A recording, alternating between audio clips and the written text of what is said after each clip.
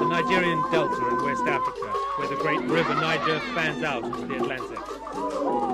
It's Sunday in Pegberedere, and church is in full swing. Nigeria's vast oil industry is based here. Now, it's under siege from the ordinary people of the Delta, who say they produce Nigeria's wealth, but get nothing in return. Shell Oil, known here as SBDC, pumps the bulk of Nigerian oil in a joint venture with the government through over 1,000 wellheads and flow stations. But in Port Harcourt, there is little evidence of a booming oil town. Electricity and local amenities are a luxury few can afford. And thanks to massive government corruption, petrol refineries stand empty. Tankers wait weeks for imported fuel. The queues outside petrol stations can be kilometers long. Even worse, each day the military descends on petrol stations. Cars can enter only once a bribe has changed hands. Those who can't or won't pay are forcibly sent on their way. Leader Mite led a campaign with Ken Sarawiwa against Shell Oil in Igoni land. Sarawiwa and 9 others were executed after a flawed trial. Mite still holds Shell partly responsible for the military crackdown which led to the executions.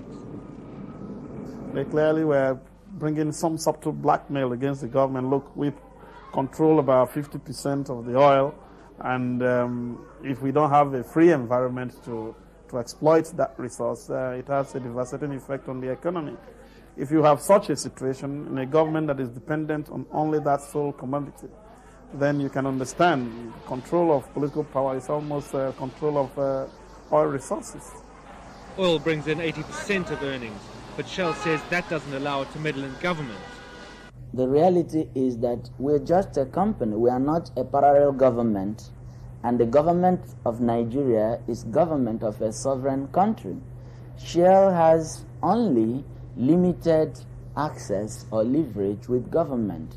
And that leverage comes from our being a good corporate citizen. Today, Shell's oil pipes still crisscross Igoni land, through front yards and across their fields. Shell says they won't go back to Igoni unless they're invited, but for now that's unlikely. Behind this wall in Ebubu hides a 30-year-old oil spill. Sarawiwa used it as a symbol of Shell's lack of care for the environment. Today, they're still waiting for the company to come and clean it. The only reaction of Shell was to put a wall around the place to prevent access to this place. And in fact, soldiers were guarding here until recently. It shows clearly that nothing has changed in spite of the international outrage that followed the execution of Ken and the others, and the activities of Shell that were brought to the attention of the world. Shell bought the land for $850, and it blames the Igoni for delays in mounting a cleanup. You are dealing with several communities, each of whom have a different set of questions and concerns. We have come through that process almost to the point where we could have awarded the job of remediation only for the unfortunate break in our relationship with the Ogonis in 1993-94. Factionalism divides the Delta's people, but spurred on by the Igoni campaign, other tribes have now begun to challenge Shell. These are the Ijaw. You need infrastructural development, sustainable manpower development, and sustainable infrastructural development. Since the laws cannot enable us to control our resources ourselves. The issue here in Nigeria is tribal. We see ourselves as a minority. You cannot, if you're a minority, you cannot change the decisions of a majority. So it's only the oil companies that we believe can change these things. In the Delta, it's young men, they call them the youths, who are encouraging the communities to ask for a greater share of the oil. Aloibri is the site of Shell's first Nigerian oil well, sunk in the 1950s. For now, Shell's not drilling here, but they still keep the land. The village chiefs complain they're not paid properly. Their current contract with Shell pays about $4 a hectare per year. This is the document to prove that this is my well. This is well 12. The agreement of that particular oil field is 99 years. That is the first agreement. You know, our people were so blind. They were not learned. And if I say anytime they want to pay and I say I will not sign, the next day if I go, I see someone else signed and collected the money. The villages that flank the shores of the Niger Delta are cut off, without roads or electricity. Shell operates here with few outside witnesses. With hundreds of wells, most villages have Shell's gas flares somewhere nearby. Environmentalists say they cause acid rain and dry out crops. This is the town of Otwegwe. Surrounded by malnourished children, they tell stories of oil spills and declining yields.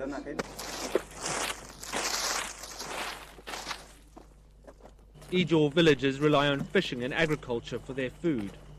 A crop-destroying oil spill can travel far in the rainy season. This spill has been here for nearly 6 months.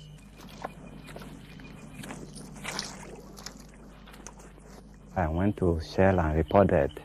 So since then, this oil just spread all over, and you know, that time it was during flood period. So the water covered the whole area, and from these areas, the water carries the oil to very close to our community. Then many crops were destroyed. We were having nothing to feed on. Nigeria is one of the poorest countries in the world, but it's the 6th largest oil producer. The Delta people demand Shell pays fair recompense for the damage caused by spills. In August 1998, near Nun River Flow Station, a massive spill occurred. Since the place is polluted, there is no way that they will put trap inside again. Remove it down, remove it down. This is the only place we are killing fish, and they have spoiled the place. There is no way for us to kill fish again.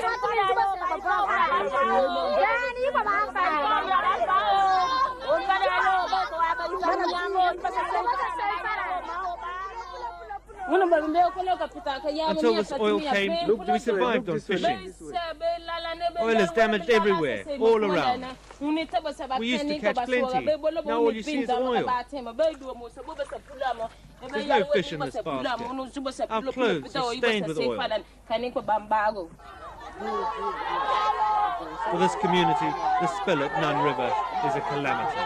It means their lives will be uprooted and they'll have to settle a new fishing ground.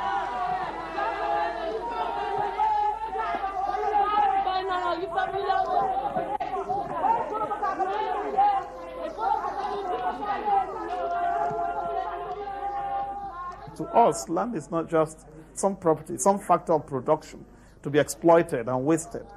To us, land is more than that. It has some spiritual significance. It is where our gods are supposed to reside. 6 months later, at the Nun River spill, the water is gone, but the oil still covers the ground. Shell has done nothing. For some time we have made a series of outcries to the company, but nothing has been done. They say there is no operations here, so they are now coming to investigate the spill. In Shell's Port Harcourt headquarters, the head of PR is an Ijaw. Bobby Brown accuses the villagers of engineering spills in order to claim compensation. We've had cases where we've gone into communities, we've inspected the spillage site, identified that the cause was sabotage, fully signed the documents, members of the investigation team, which includes members of the community, by the way, endorsed that this was a sabotage spill. To find the source of this leak, Shell had to excavate 10 feet down. They say most spills are caused by sabotage from local communities. And when they unearthed this damaged pipe, the investigators claimed it too was sabotage in order to claim compensation. We are beginning to see now the compensation culture syndrome, where people want to earn money without working for it, where people want easy cash, where people are anxious to deny authority because it is their best way of getting their own. In the mangrove swamps of the Delta, it's claim and counterclaim. Shell must be asking itself where the friction came from. The Ijaw point to the tactics Shell has used to keep communities at loggerheads with each other. Saturday used to work for Shell. He was paid to organize dissenting mobs to suppress protest. I was close to the head of public and government affairs, which by name is Stephen Lawson-Jack. He called me and informed me that I should assist Shell Company to protect the oil facilities in my community, which is Kedera here. He gave me an assistance of 10,000 naira to mobilize some youths, which I did. The level of poverty here, level of unemployment, it makes everybody vulnerable to temptation. Rural communities accuse Shell of securing their land contracts by any means. What Shell and other oil companies do is to approach one or two rulers, particularly recognized chiefs, to cause a division among the chiefs, to whittle down or make incoherent the demands that ought to be made by the community. The Ijaws say their own grinding poverty against vast oil profits can't be right. The town of Oporoma is only accessible by water. It's surrounded by oil installations. Shell has built a walkway through the village, but the people of Oporoma aren't satisfied. The king of Oporoma is determined that his village should be getting more. And Oporoma's youths are putting pressure on him to get tough with Shell. All right, if we are producing 45,000 barrels of oil daily from Oporoma, now give us 1/3 of the, since you are not you are ready to develop the place, give us 1/3 of what you are producing so that we can sell it in the open market ourselves. On December the 30th, the Delta exploded. The patience of the Ijaw youths snapped. Thousands came onto the streets demanding Shell close down. 5 were shot dead in Yenagoa town. Many others were beaten and locked up without any hope of a trial. We marched through the places. They shot those they are supposed to shoot. Some they couldn't shoot down. Others, eventually people scattered. But with the same idea of frustrating the government intention to continuously degrade our environment. Since December, everything has changed in the Delta. Ijaw youths now drive 4x4s looted from Shell.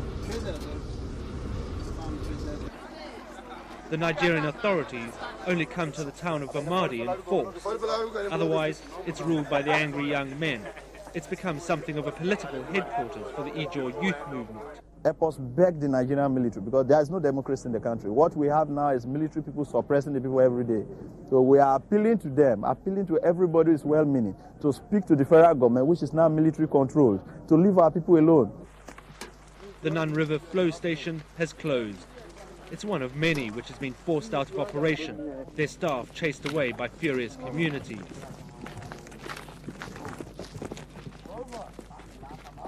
There are no guns, but the atmosphere is tense.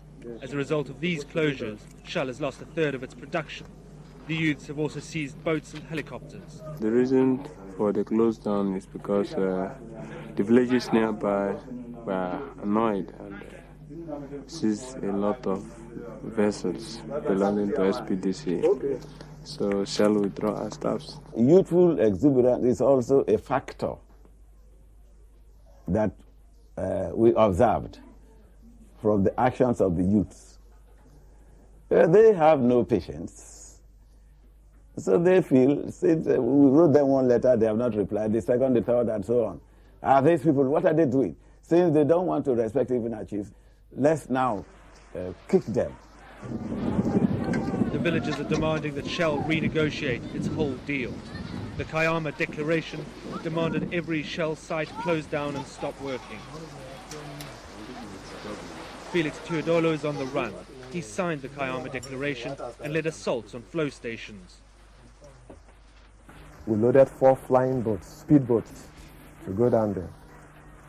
And on reaching there, unfortunately, just as it's being done everywhere, now, the oil company invites the military to come and guide and protect all flow stations and their facilities.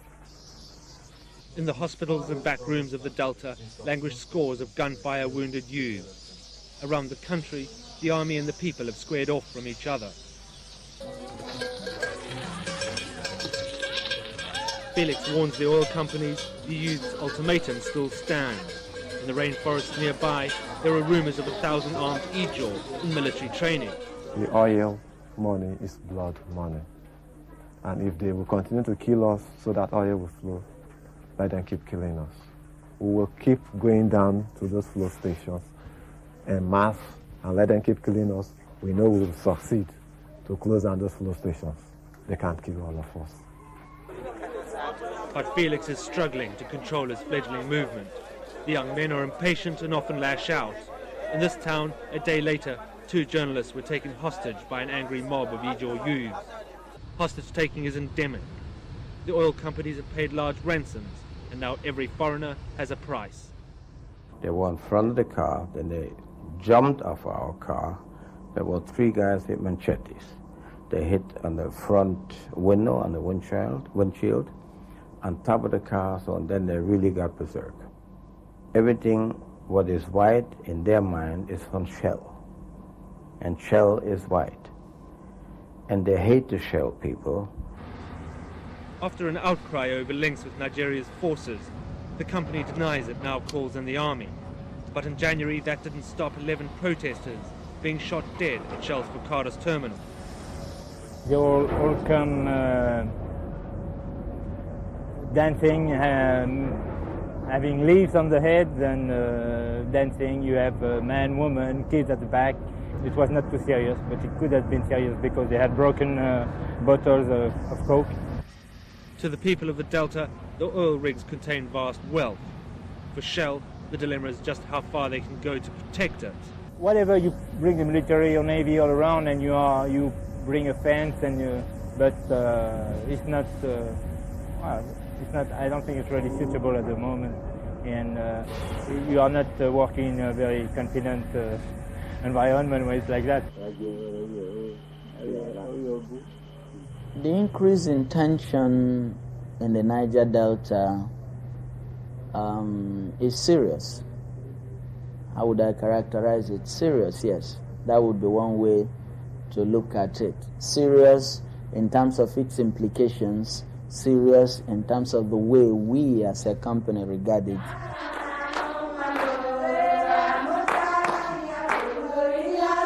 Shell says it now puts in $36 million into community programs each year.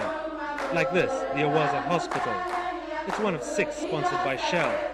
But critics say such programs are often ill-judged. Doctors here said only the antenatal classes are thriving. The hospital hasn't had water and electricity for 3 years. The cupboards stand empty. And there are no patients in the wards. In the Delta, Shell is being asked to be much more than an oil producer. It's always been known as a troubled region, but now the widespread ill will has reached a peak. In the complex waterways, politicians and activists have a ready audience. Our culture is being ruined by the recklessness of a multinational. I lived in England, right? I schooled there, and I've been to Holland, and I've seen the way the Shell operate there. The way they operate in Nigeria is environmental racism. Like they used to say, Shell doesn't like to discuss government corruption, but in private meetings with their executives, they do blame the government for the shortage of cash in the Delta. We have a problem in Nigeria in the sense that you have to be very careful what you say. We have a government who is a partner. Now, if we were supposed to, if we, for example, took up a first page of a newspaper and said Shell pays tax and government is chopping the money, we'll probably have our license revoked. I call upon the Ogoni people, the peoples of the Niger Delta, and the oppressed early minorities of Nigeria to stand up now and fight fearlessly and peacefully for their rights. History is on their side. The Ogoni struggle has now travelled to other tribes. Shell and the other oil companies face a crisis which is far from diffused.